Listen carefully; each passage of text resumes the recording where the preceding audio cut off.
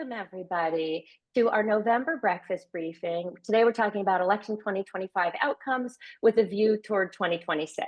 Now, for those of you that don't already know me, my name is Gwen Stoltz, and I am the new Executive Director of Represent PA. I will be hosting today's conversation along with Meg Pritchard, who is our Political Director and has been since, I believe, 2018. Right, Meg? All right. Yes. And we are joined by a special guest, Devin, Rankin, who I will introduce in just a moment. I wanted to first give a little background on Represent PA. All right, so who are we? We're a little bit unique in that we're the only organization that is solely dedicated to investing in pro-choice Democratic women that are running for the Pennsylvania General Assembly. We're very specific. That's the State House and the State Senate.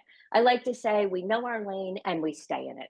And the reason that we are doing this is because in Pennsylvania, over half of the population are women. More women are actually voting in Pennsylvania than men. And actually that's across the country, not just in PA. More women are also registering to vote. Yet despite that, women remain significantly underrepresented in the Pennsylvania General Assembly. So we're trying to change that. And the way that we're doing that is by offering early financial support to women that are running for office. We're trying to break down some of those barriers that women face when they run for office. And that's what we've been doing for about the past 10 years. We've invested about $2.25 million in 63 women, and that's across the Commonwealth. We don't just focus on the Southeast, we cover all across the state or Commonwealth correctly. We're building a pipeline of leaders, and it's so nice that we can say, I'm proud to say, that we have supported now Speaker of the House, Joanna McClinton, since her very first race in 2015. Right. And she is now the very first woman to ever serve as Speaker of the House in Pennsylvania. Now, since Represent PA got started about a decade ago, we've nearly doubled the number of women that are serving in the legislature, Democratic women. When Represent PA got started 10 years ago, it was about 18% representation. Now we're definitely better at about 32%, but we're not done. When the population is more than 50% women, what we're looking for is a legislature that is reflective of the electorate, because that is how we're going to end up with legislation that reflects the wants and the needs of Pennsylvanians. That's really the definition of what representation is. So that's who we are. Today, though, we are talking about the November 4th, 2025 election results. And at the time that we scheduled this, we had no idea how the election was going to go. We thought, okay, either we'll be depressed and we'll try and drum up some enthusiasm, or we'll get some good results and it'll carry us into 2026. I don't think anyone, well, certainly I didn't think we were going to see the amazing wins, historic wins that we saw across the country, across the Commonwealth.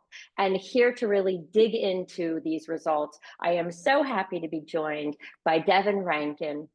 Let me try and move this because I think it's probably, oh, good, it's not blocking the slide. Perfect. Okay. So Devin, she is with Emily's List. She's the Atlantic Regional Director. Many of you, I'm sure, have heard of Emily's List. They are a national organization that has been around for quite some time that offers financial support and training to pro-choice Democratic women that are running for office. Emily's List, and Devin in particular, has been and is a phenomenal partner to Represent PA. We have regular check-in calls with her where we talk about all the races across the Commonwealth where there's pro-choice Democratic women running in them. If there's any issues that are going on there, or maybe we don't have a candidate yet and we're still looking for a candidate. So those calls have been really helpful. And Devin covers Maine, Pennsylvania, Virginia, and North Carolina. So because of that, she is a perfect person to be talking about election results in Virginia. And, there's that saying from Commonwealth to Commonwealth, and that Virginia is sort of a bellwether for Pennsylvania. If you think back a few years ago, they first flipped their house and then Pennsylvania flipped their house. But I first met Devin back in 22 when I was running for office. And I just want to speak to the testament of Emily's List and the kind of support that they offer. And Devin in particular, I don't know how she does it because she works with a lot of candidates, but I felt so supported. I remember calling her with questions ranging from, hey, how do I evaluate what consultant I should hire for my mail consultant or my digital consultant? She walked through questions that I could ask them. To like, I'm having a really crummy day. My campaign manager is driving me nuts. He's making me knock on all these Republican doors. She was there, and I know that she is there for a lot of candidates. So thank you, Devin, for all that you do. And with that, I am going to kick things to you. I am going to try something new here. If it doesn't work, it is fine. I am going to give you slide control. And what should happen is something in your lower right-hand corner will pop up. If it doesn't work, I will move the slides for you. Just let me know. Did it work or not work? I mean, it's there. I mean, this is terrifying, giving me control over any kind of technology in and of itself is terrifying. But let's see. I'm gonna hit a button and see if it moves. I think we did it. Power. I think we did it. I mean, this is me and Gwen teaching each other all kinds of things. I love this. Well, thank you all for having me. I can't tell you enough how the partnership with Represent PA, how much it's meant to me as an advisor in Pennsylvania. I've been working with this team, including Chris Jacobs, now for I feel like over 6 years. Um, the dynamic interaction that we share, the regular and consistent check-ins, the on-the-ground knowledge that the Represent PA team brings to the work that I do, and the partnership that we have in sharing information and targeting where resources are most effective and most helpful, and who could we recruit into this seat. That partnership is something that doesn't exist in all of our states. And that relationship is one that's extremely important to me. And I feel like, a lot of my experience, I've been at this for a long time now. I was the executive director of Arizona List, which was a similar organization on the ground in Arizona. So I know what it's like to dig in and work on the ground and fight for the resources and work with these women and move them through the pipeline and have a strong relationship with a national organization like Emily's List. So I just value and thank you all for the incredible work that you do, the resources that you put and invest in these women. Is absolutely critical. And I look forward to that continued partnership as we roll into 2026. So level setting there. I love you all. I love Gwen. Gwen was a great candidate. She's an amazing executive director. I am so happy for you all. Thank you to Meg and Chris for all the work that you guys have done and support that you've given me over the years. So let's get to 2025. Let's talk about what happened, what we saw, and we're going to do a little kind of forecasting and thinking through what some of this might mean for 2026 in Pennsylvania. So up and down the ballot, I've never had an election night like we had a couple of weeks ago. Emily's List women, every single one of our women up and down the ballot won or advanced to the runoff.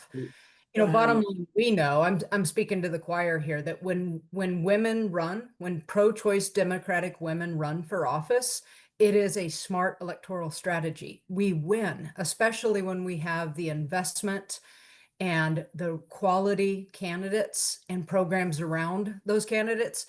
Our women win. So, Virginia, what we saw in Virginia was nothing short of extraordinary. We went 12 for 12 from the gubernatorial election of Abigail Spanberger, which was a flip opportunity. Every single one of these women that you see in front of you were all red to blue flips. None of this was incumbent protect work. These were all women moving into new seats and all women flipping Republican held seats. So Abigail Spanberger, Ghazala Hashmi, first Muslim woman to be elected as the lieutenant governor in the Commonwealth of Virginia. And every single one of these House delegate women flipped incumbent Republican held seats in Virginia this cycle. What I want to do here is level set a little bit about how we got that done. The Senate wasn't up in Virginia this cycle, so the House of Delegates had some rarefied air to themselves. Virginia is also one of those odd states that does these significant elections in the off year. So we had a lot of attention, a lot of time, and mostly and mainly a very important factor, a lot of money. The House of Delegates races to flip. So we endorsed these 10, but 13 seats overall in the House of Delegates flipped this cycle. So we threw in a couple of men into the mix because, we got to give them a couple of, a few seats at the table. But the majority of the women in the top tier, or majority of the races, these top tier seats were all Emily's List pro-choice Democratic women. The House invested $34 million to flip these 13 seats, which is astronomical. I mean, it is a massive amount of money, one that we don't see in a Pennsylvania or a North Carolina in an on year when money is a lot more spread out around the country. So just to keep that in perspective, Abigail Spanberger, her and the lieutenant governor's race, they're going to be probably over $70 million invested on just those two seats when all is said and done. So looking at $100 million Democratic election cycle in Virginia to do what we did. It is a massive amount of money that is not lost on me. Every single one of these races was able to go up on every platform, including broadcast TV and the most expensive media markets. I genuinely think that even without those significant funds that we got, the environment was still good enough to have had huge successes on election night.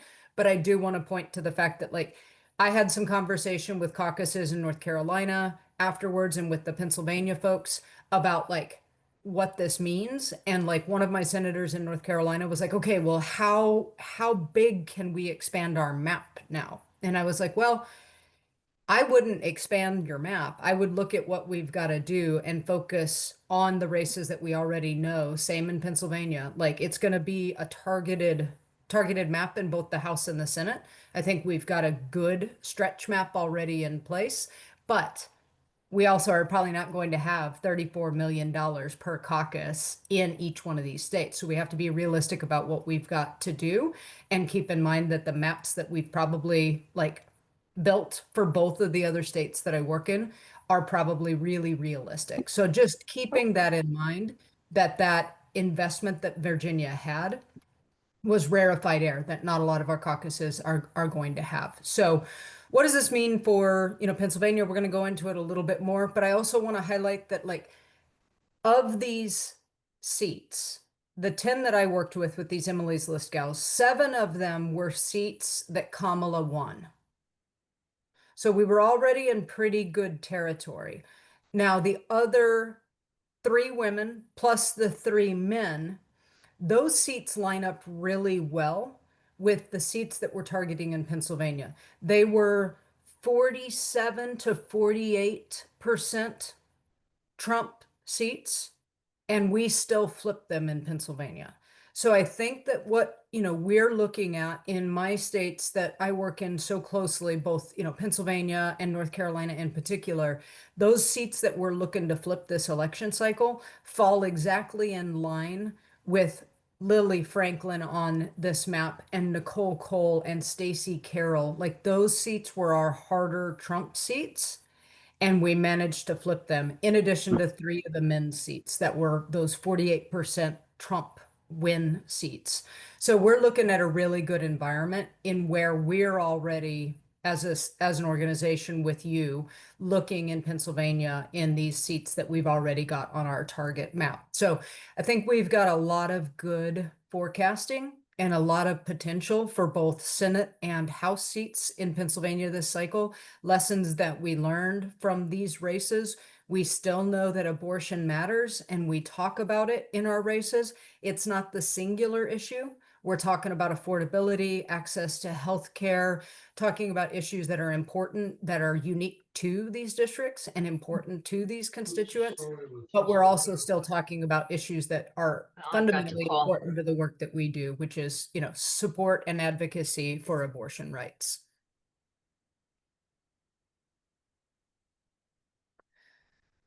This is a little bit of a breakdown so that you can see just how much some of these districts shifted and swung, which is why I think we are set up really well for Virginia elections.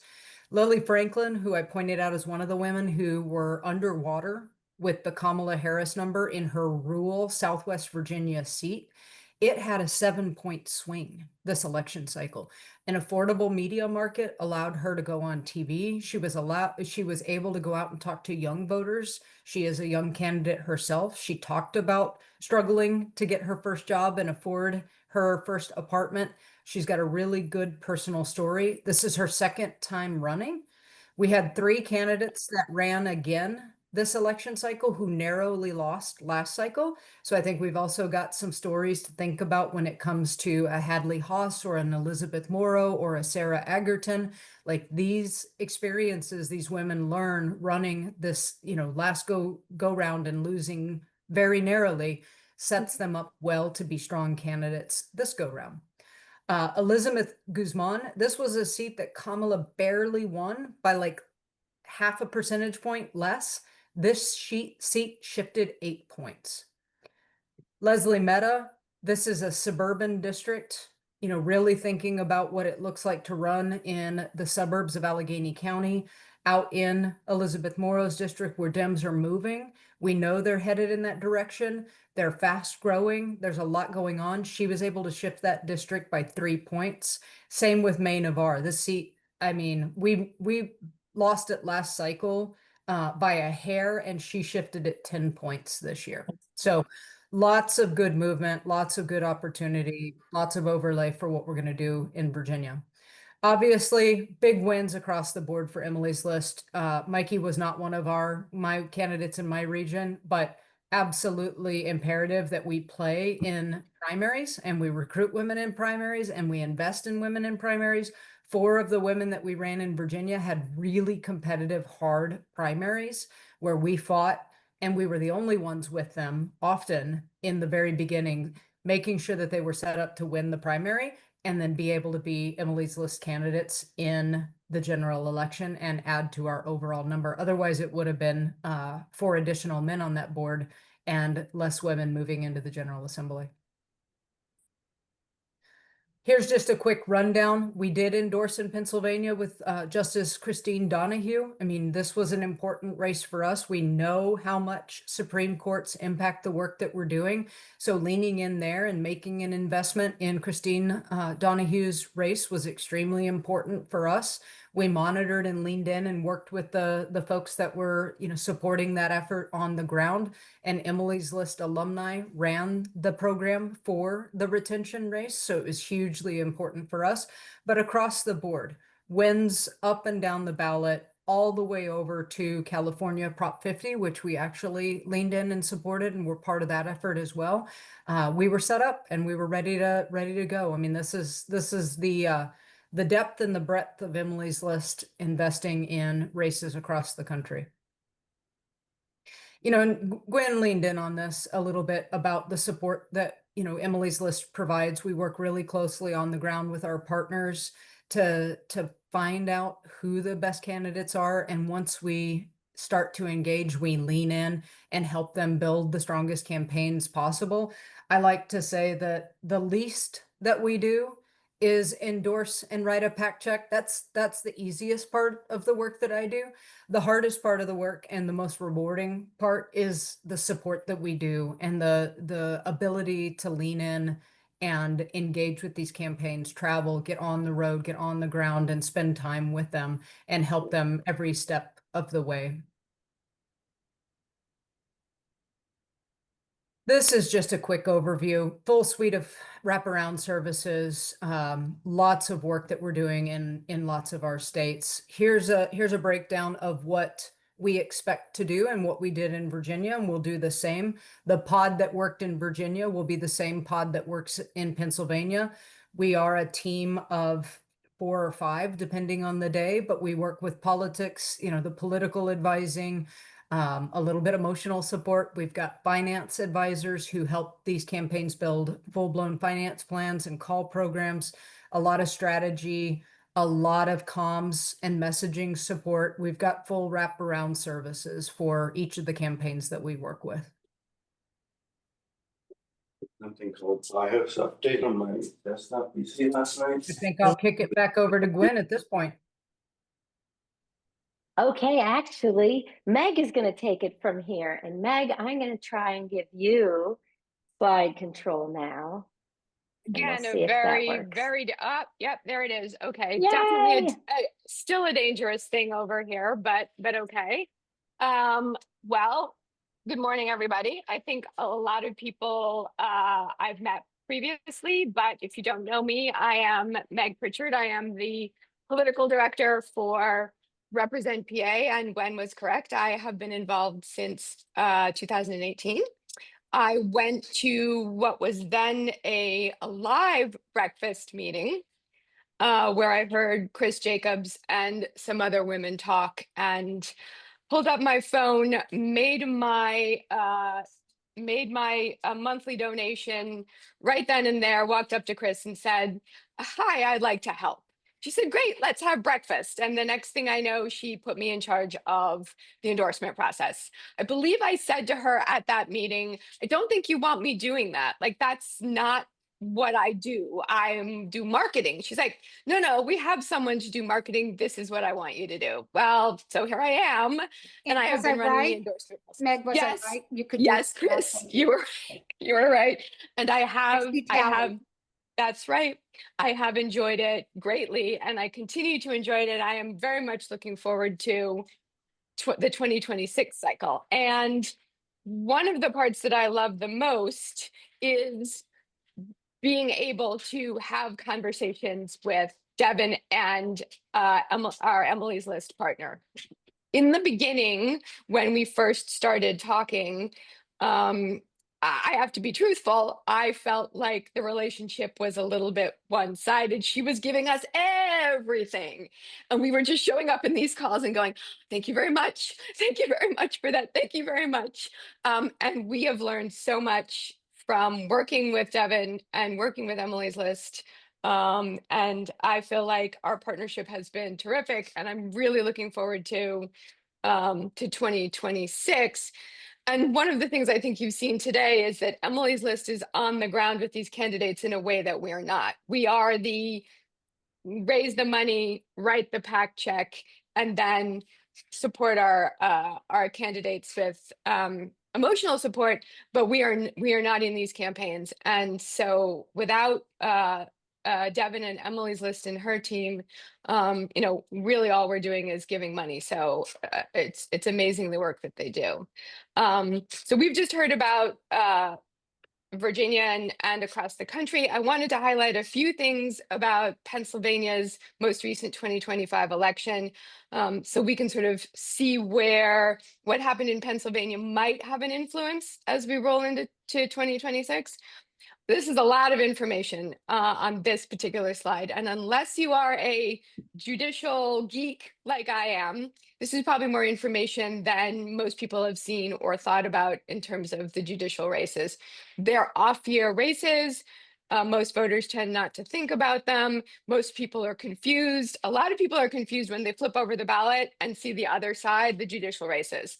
A lot of people don't know how retention races work. It's a little ridiculous in Pennsylvania, I will say, but it bears highlighting what happened in the judicial races this time around, where they're not usually a highlight of a lot of campaigning. This year, they were the target of a massive vote no in retention for the three Pennsylvania Supreme Court justices, who all retained their seats by larger than expected margins, and in counties that Trump won in 2024. So these are some fancy graphics. You will be able to see these. We will send this out after this is over with the video, but the fancy graphics basically tell you that the yes on judicial retention exceeded the Kamala Harris vote by double digits in those 7 or 8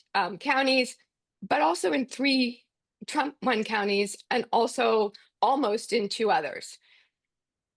down the judicial ballot, Democrats sweeping, Democrats winning lower appellate courts, Democrats winning judgeships in counties that are shocking, to tell you the truth. Let me see if I can get. I'm going to figure out how to work. There we are. So, in addition to the judicial races, of course, we had some major upsets in the counties. Bucks County, of course, being one that our organization tends to look at because it's one of those counties that is purple, as they say, and we have worked very hard to try to flip seats in that county, and it's very difficult. But some good news in Bucks County.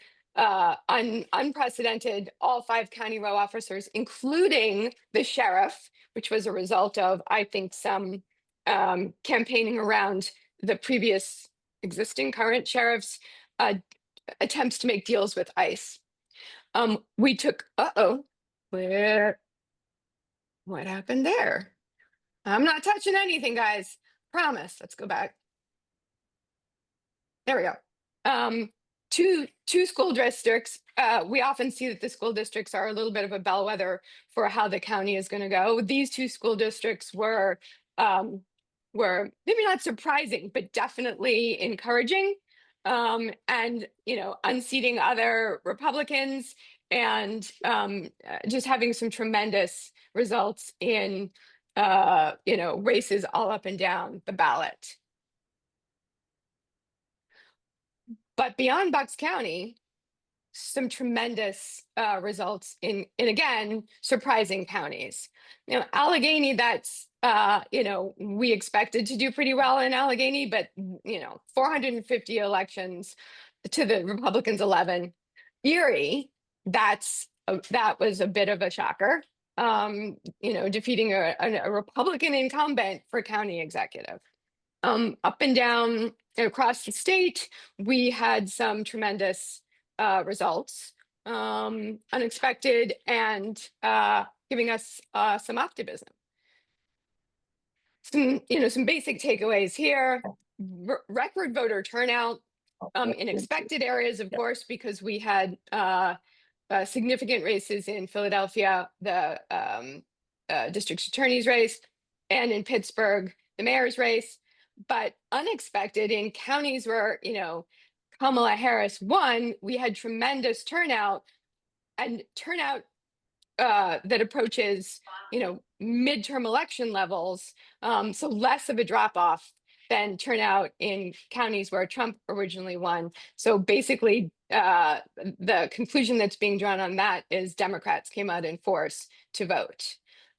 Again, record spending on the judicial races, the likes of which we haven't seen. I was at the benefit for Pennsylvanians for Modern Courts last night. I think many of you were on that breakfast briefing where Deb Gross was talking about the judicial races. Turnout was 5 to 8 points, depending on the county, higher than we've ever seen in judicial races before. And I think, as Devin mentioned, national political themes, immigration, abortion, the economy, and I think we can expect to see that going forward into 2026.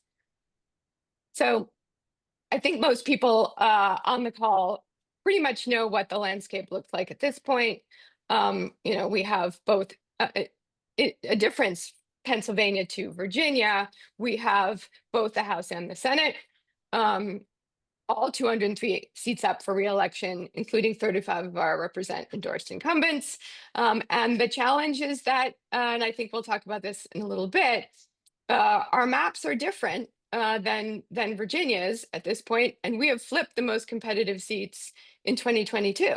So we are now left with the more challenging ones, competitive nonetheless, but more challenging seats to try to flip. And as everybody knows, we have a 1-seat majority at this point, which we are trying to protect. Of course, that creates panic anytime we lose a member of the Democratic caucus, and we are shortly about to lose a member. now I'm looking for his name because of course I wrote it down, but now I've forgotten. Oh, Josh Siegel, who is a rep in outside of Allentown, was elected Lehigh County executive. So he will be leaving his seat. We will have a special election in probably February. So stay tuned. Not sure who the candidate's going to be, but if they are a woman, we will of course consider supporting her. Senate is also, a challenge. We have, been in the minority. Oh, there, back. Been in the minority for a very long time. We need to protect our 3 represent endorsed incumbents and flip 2 seats to tie or 3 seats to take the majority. But unlike the House, we only have half of those seats up for re-election, and the 2022 redistricting made that a little bit harder, made seats a little bit harder to flip, a little bit more incumbent protection, a little bit less competitive. The good news is, I think Devin alluded to, is that we have some great returning candidates in those 6 target House seats. So these are the ones that have been identified by the House caucus as the most competitive and tier 1 at this point. And we see some faces that we recognize, some represent endorsed candidates from the last cycle. Hadley Haas, of course, in Allegheny in 44, Sarah Agerton in 88, and Elizabeth Morrow in 160. We have Jeff Warren in 137. He is a fantastic candidate. He's a guy where it's okay. And then we have 2 question marks in those competitive House seats. 18, I believe, a candidate has not yet committed, and 142, I'm not sure whether the candidate has in fact committed. I believe she has not yet announced, and I think the reason that is because she just got through an election for a different office. So we are looking forward to seeing some great candidates in those races. And just a little bit about the Senate races as well. Our 3 represent endorsed incumbents who we will be supporting, Senator Collette, Senator Williams, and Senator Muth, and 3 potentially competitive districts that the Senate caucus has identified, 624 and 40. And from what we know at the moment, there is a woman candidate in 6 who has not yet announced. We are looking forward to meeting her and supporting her. And 1 leans Republican district, 16, that hopefully will be in play. Not sure the candidate has been identified or has declared yet. So this is what our map looks like going forward into 2026. And a little bit the question of the day is, what does everything we've seen from Virginia, from these races in Pennsylvania, what does it say about the potential for the General Assembly races? And when we were preparing for this yesterday, Devin and Gwen and I had some interesting conversations about it. And I would love for Devin to fill us in a little bit more about her predictions for what she thinks could happen in PA. And I think, that may be, yep. Okay, so Gwen, do you mind pulling down the slides so people aren't sort of staring? There we go. So, so I would invite people, I guess people already have, to put questions in the chat, but I would love to hear Devin's take on her predictions, a little bit more on, Devin, what you think we can do in Pennsylvania, what the factors might be, and how we can get going now in order to make it successful for 2026. So I'm throwing it back to you, Devin. Yeah, I mean, I think, bottom line, when we look at what we accomplished in Virginia and across the country, but Virginia specifically, I mean, half of the seats, half of those red to blue flips were seats that we were underwater in when it comes to the Kamala Harris number, which I think sets us up really nicely for Pennsylvania's success. I mean, it takes a lot to knock out an incumbent. We all know this. We've been fighting this fight in Pennsylvania for the last few cycles, right? Like Gwen knows this. We all know this. It's a lot. It takes resources, financial resources primarily. It takes really quality candidates, which I think we've got in Pennsylvania. We've got returners. We've got some new recruits that you're going to learn more about here in the coming weeks that are really quality candidates that are set up for success, that have both the training and the electoral experience. So they're not coming to us completely green. I love a good brand new first time candidate. Nothing better, nothing more fun to dig in and work with. But I do love candidates that have electoral success and training under their belt when they get to the level of the ballot that we're all working in. And we've got that in Pennsylvania this cycle.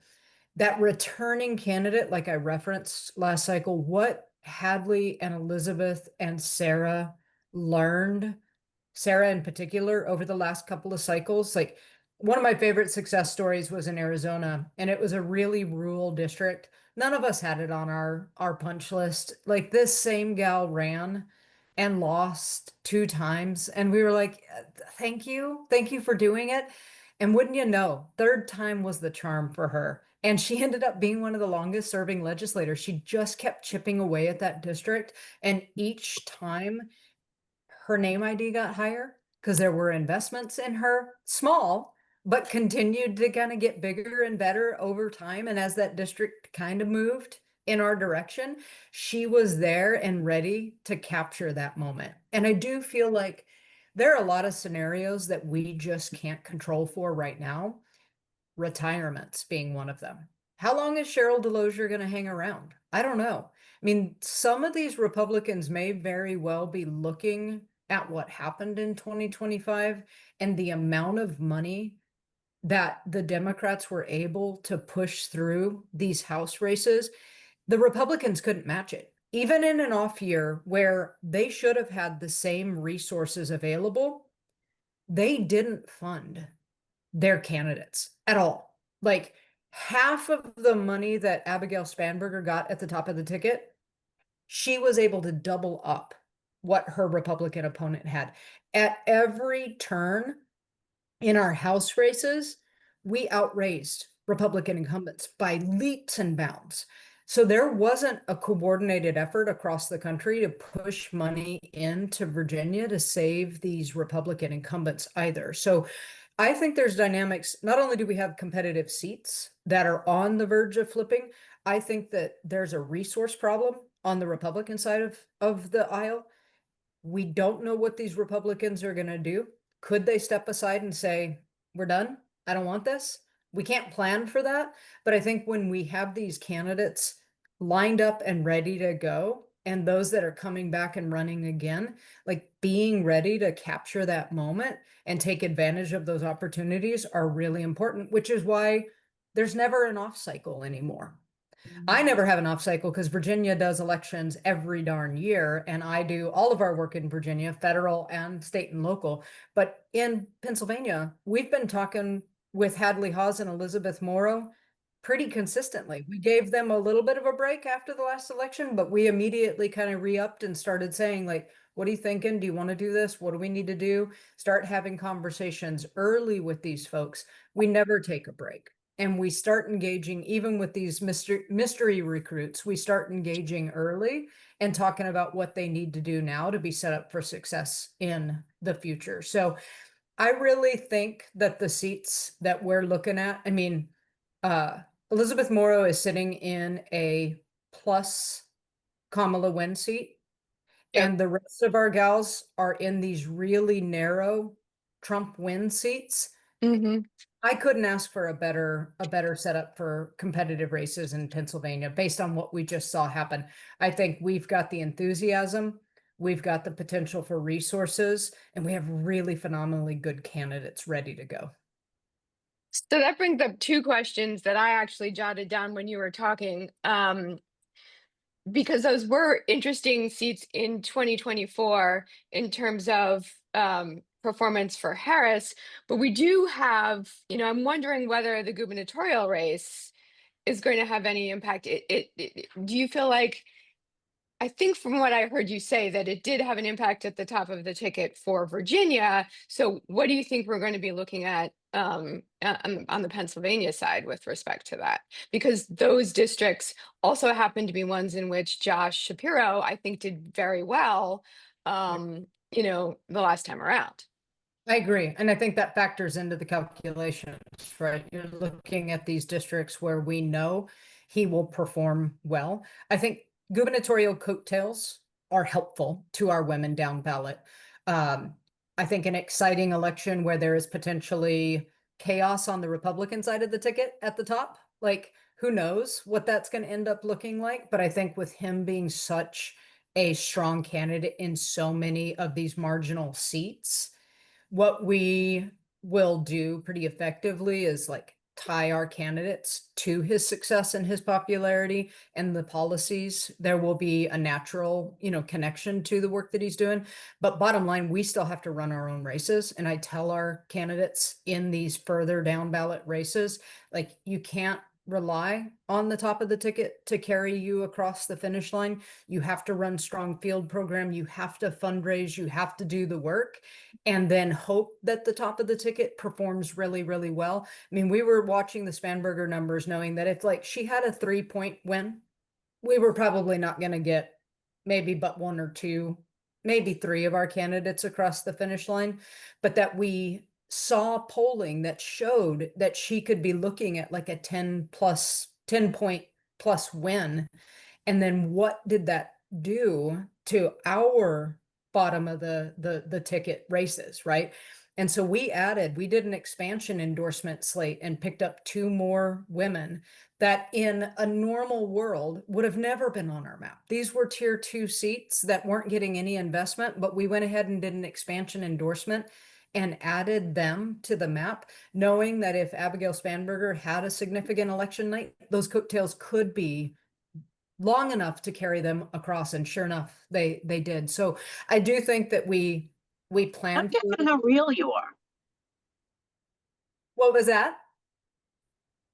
No, I think that's someone who's not quite muted. Oh, but keep going, please. Yeah. I was excited. So I think that like we plan and hope for Republican chaos at the top of the ticket. I always celebrate that because we saw that in North Carolina. We saw that in Virginia. If they have a chaotic candidate in this gubernatorial race, that always helps the work that we're doing. But we also hope for a really strong Democratic performance that will indeed turn out voters in these marginal seats, but we don't plan for it and we don't count on it because we know we've got to encourage voters to go further down the ticket. And that's where our work comes in and where it's so important for those candidates to go knock those Republican doors, Gwen, and to go knock those persuasion seats, because we need 2% at a minimum of Republicans and moderate independents to come our way in most of these seats that we're going to be targeting. So yeah, they're going to be spending a significant amount of time, especially first part of this campaign through midsummer. Our candidates are going to be talking to persuasion doors and not those hardcore Democrats. They're going to be out there having those really robust and at times hard conversations, because we can't rely on the top of the ticket and we don't rely just on our Democratic base, because we've got to do the work. There's not enough of those voters in these districts. So our candidates have to do what they need to do, which is raise money and talk to voters and hope that election night is really good for the top of the ticket and we get a boost, but we don't count on it. Right, definitely. And you did mention chaos at the top of the ticket, and you did mention Republican spend. And, as you know, here in Pennsylvania, we have the lovely Jeffrey Yass, who likes to throw a lot of his hedge fund money into these races. And he was the funder behind the Vote No campaign for the judicial races. And I'm not sure what we're going to be seeing in terms of you know, his funding for these races. Do you have any thought on that? I mean, listen, like he's the boogeyman. He's the investment boogeyman that we worry about, right? Like, you know, we worry about him coming into other states as well. There was a big, you know, dust up and concern that Elon Musk was going to play in a bunch of these races. So I think, you know, there are those significant investors on that side of the aisle that we worry about. They're always going to be there. You know, in a lot of cases, like up until up until this year, we always talk to our candidates like it's not about trying to outraise the Republicans. Typically, they've always had more money than us, but we've also had victories and successes even in those situations where we are outspent. But I do think that enthusiasm and investment, that momentum is on our side right now. And I feel like even where there are the Jeffrey Yaz's of the world, at some point I'm hoping that he realizes, similar to Elon, that his money is not accomplishing what he wants and that he should probably just go, you know, do something else. In the meantime, he's still a threat, but I do think that we have momentum and electoral success on our side that is countering his money in these races. We have better candidates, we have better programs. We don't have tired, worn out incumbents like they do in these real battleground seats. And we have like genuine momentum on our side right now. And I think that counts for a lot. Like you know, running in a second Trump term, he can't pay for the kind of anger and frustration and fear and anxiety that our side feels that are now turning it into actual electoral success and voter turnout. I was just looking through the chat. Gwen, did you There is see? one question here Okay. about PA judicial retention race. Did the red counties not turn out, or did some of them vote yes? And then I think Natalie has a question too. I think the answer to that is a little of both. My not scientific looking research through what other people have said about the retention races is that in many of the Trump leaning counties, the Republicans didn't come out. There was a bigger drop in voter turnout in those counties than there was in Kamala counties, but also the Democrats did turn out, and there was some suggestion that some of the Republican or independent voters did vote yes on retention. So it's a mixture of all of those. And Natalie, did you want to ask a question? Oh, Natalie, you're muted still. Can you unmute? Sorry about that. This is for Devin. Meg, I think you said when you were speaking that you felt a little, you know, with Emily's List folks and Devin, that you thought, well, all we can do is give money. And so I would like to hear from Devin. Devin, we know that that's very important for us, and we're going to be working. What else can we now? I mean, we're getting more and more energized here. And I'd like to hear from you. Okay, women in Pennsylvania, this is what else you can do here besides and in addition to giving your money. Yeah, I mean, money is the key. Emotional support for these women, feeling connected to Represent PA, I think is wildly important. I think what you do by lifting these women up and having them participate in various different Represent PA events. Gwen spending her time out west in Allegheny County in a place that, like, I often feel, you know, the western side of the state doesn't feel the same level of love, whether it's a perception or not, from the Philly donor base, right? It's a similar setup in Arizona. Our Tucson candidates feel like they are, you know, isolated and ostracized from the Phoenix donor base, right? So I think just your ability to continue reaching out and supporting and showing up in all areas of the state. Southeastern PA gets a lot of the love. It's Philly. There's a lot of people coming up and down the Eastern corridor, right? They get a lot of the guest speakers that come in because it's easy to get up and down from New York City and DC. So there's a lot that just naturally happens in Southeast Pennsylvania. I think the love that you can show to the Sarah Agertons in the Harrisburg area, out into Western PA. I think we're going to have work to do in Erie, not this cycle, but down the line, there's potential in these other parts of the state. So showing up, being part of the operations of a Hadley Haas and a Mandy Steele and inviting them to participate. There's some really phenomenal women out there. There are a lot of great safe seat women in the Pittsburgh area, but I think from like the perspective of like long-term growth and long-term advancement of a Tasha Mays, right? Who's, you know, in a super state seat. We fought like heck to get her into that position and help her navigate special elections to win that seat. But like, where does she want to go from here, right? And I think these are long-term things that represent PA and all of us that watch these phenomenal women across that we don't get to engage with as much because we've got other things to do and we want to expand our majority. But having that connection and inviting some of those women that don't have easy access to the donor base that is so centrally focused in Southeast PA, I think is hugely critical.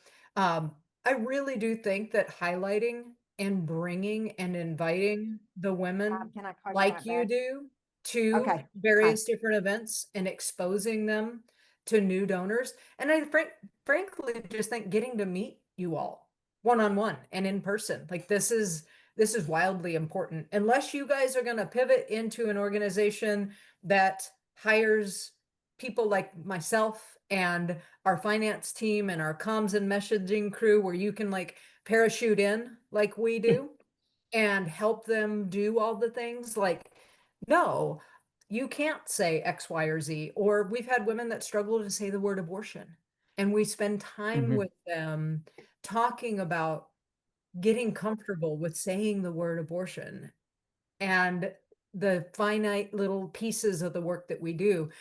Unless you guys are pivoting to that, I think that one-on-one connection with each of you as an organization that supports the work that they do, I think highlighting them, lifting them up, spending time with them in their communities,